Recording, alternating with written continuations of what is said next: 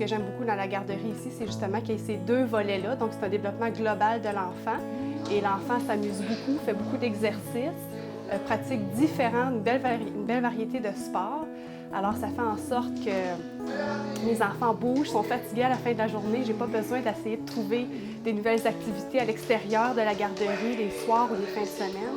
Les enfants explorent beaucoup d'activités sportives et progressent à l'intérieur de tout ça, donc s'amusent beaucoup. Alors, c'est quelque chose que j'aime beaucoup à la garderie, qu'il y ait un développement global, à la fois académique et sportif. Les histoires qu'on pratique, même si on n'est pas expert en tennis, expert dans tous les aspects du programme, on est capable de montrer l'histoire parce que c'est aussi simple pour l'enfant que pour l'éducatrice qui le montre.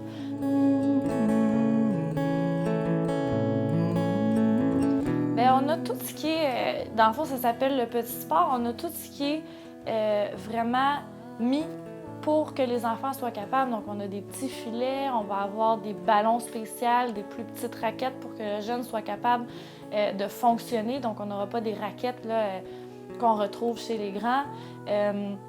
On va avoir aussi, on a une pancarte avec les histoires où est-ce que la pancarte est un élément visuel. Donc, l'enfant, quand on va lui proposer l'activité de, bon, 2 éléphants se lancent une crème glacée, mais sur notre pancarte visuelle, on va demander à l'enfant, OK, où il est l'éléphant, où elle est la crème glacée. Et à ce moment-là, là, les jeunes viennent assimiler l'histoire qu'ils vont faire à une image.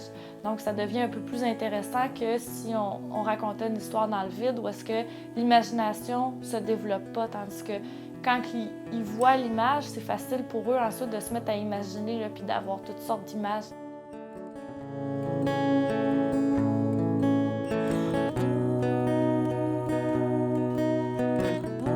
Dans le fond, ils assimilent tout ce qui est les animaux, les sons, les bruits, puis quand ils remontent en haut puis qu'ils ont fait l'éléphant, ils s'en souviennent. Puis il y a même les parents aussi qui vont nous dire que l'enfant, quand il arrive à la maison, « Ah, moi, j'ai envoyé une grenouille dans la tour Eiffel, j'ai envoyé la fusée sur la Lune. » Donc automatiquement, quand ils voient le coloriage, ils vont vraiment assimiler l'activité puis le dessin qu'ils font.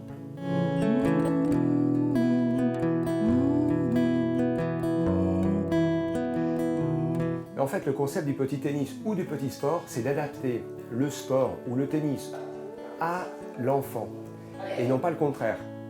Et en fait, le concept derrière, c'est de permettre à des enfants, sans qu'ils le sachent, grâce à des histoires et des images, à apprendre des mouvements sportifs qui seraient très compliqués si on n'arrivait pas à parler leur langage et à les amener dans ces histoires et en utilisant ces différents éléments qui font partie de leur langage.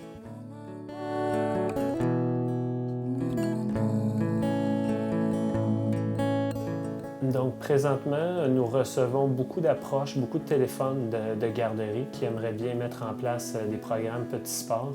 Donc c'est là qu'avec l'application mobile, avec tout le support visuel que nous sommes en train de monter, de finaliser, c'est là que tout ça va tenir la route parce que n'importe quelle garderie va pouvoir simplement aller chercher l'application et avec l'application, dépendant des sports qu'ils vont choisir d'utiliser, ils vont pouvoir dans leurs propres installations, mettre en place des activités avec n'importe quelle de leurs éducatrices parce que les vidéos sont tournées avec une qualité impeccable.